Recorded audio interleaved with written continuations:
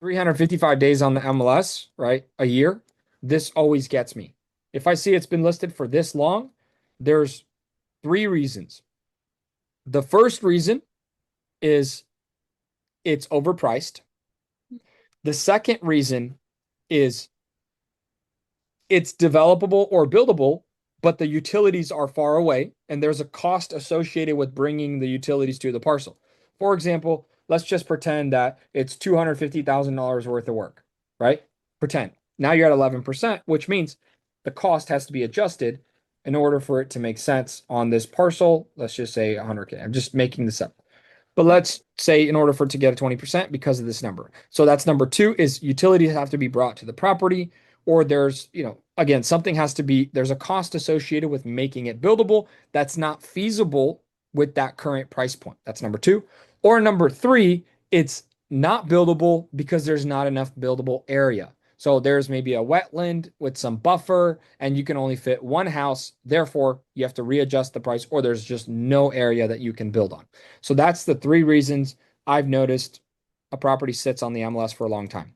It could be the first two, which means it's overpriced, or there's some costs associated that makes it expensive. And all you'd have to do is essentially get it down to X number to actually make it make sense. Does that make sense? They just lowered the price like from 300 to 250. Right. So and I would also ask is if they had any offers. $12,000. I don't know if that's true. If that's true, they got a great deal. But you also, because look, they started 350, they lowered 299, they lowered 250. The agent who put the property on sale is one of my friends, so I can gain some information from that. Yeah. So I would talk because if it's a good deal, the MLS is the maximum exposure. Look at this. 3,000 people saw this. Out of 3,000 people, if nobody is buying it, there's a reason. So that's just what I've noticed. So The from the deal that the beginning, deal that Eric was looking at, he wanted 280 for the lot. 200 is only what makes sense. So it's overpriced. It's a good lot. It's fully developed. They finished it. They made it buildable, but you just need to be at a different price point for his lot. Same thing here. You've got to uncover those items and issues. so is it enough for me to go to the city and gain all of this information, or Yeah. are there any other steps?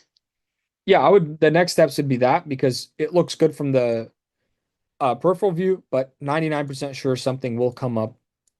Or it could be like the septic tank, for example. Yeah, perk test, right?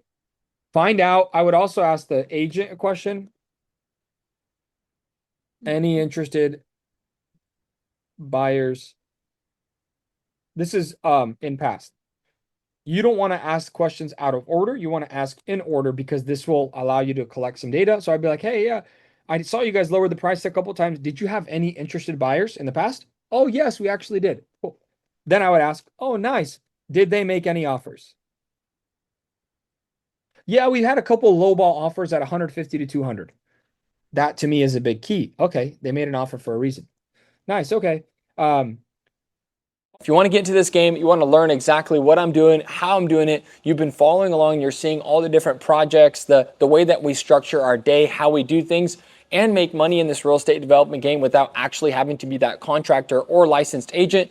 Click that link below, fill out an application. You can get on a consultation with my team. If it's a good fit for you, we'll put a roadmap together, and then you'll have a personalized group chat with myself. We'll be jumping on Zoom calls every single week, and we'll be absolutely crushing it together. So I hope you enjoy. Take care, and as always, let's build up.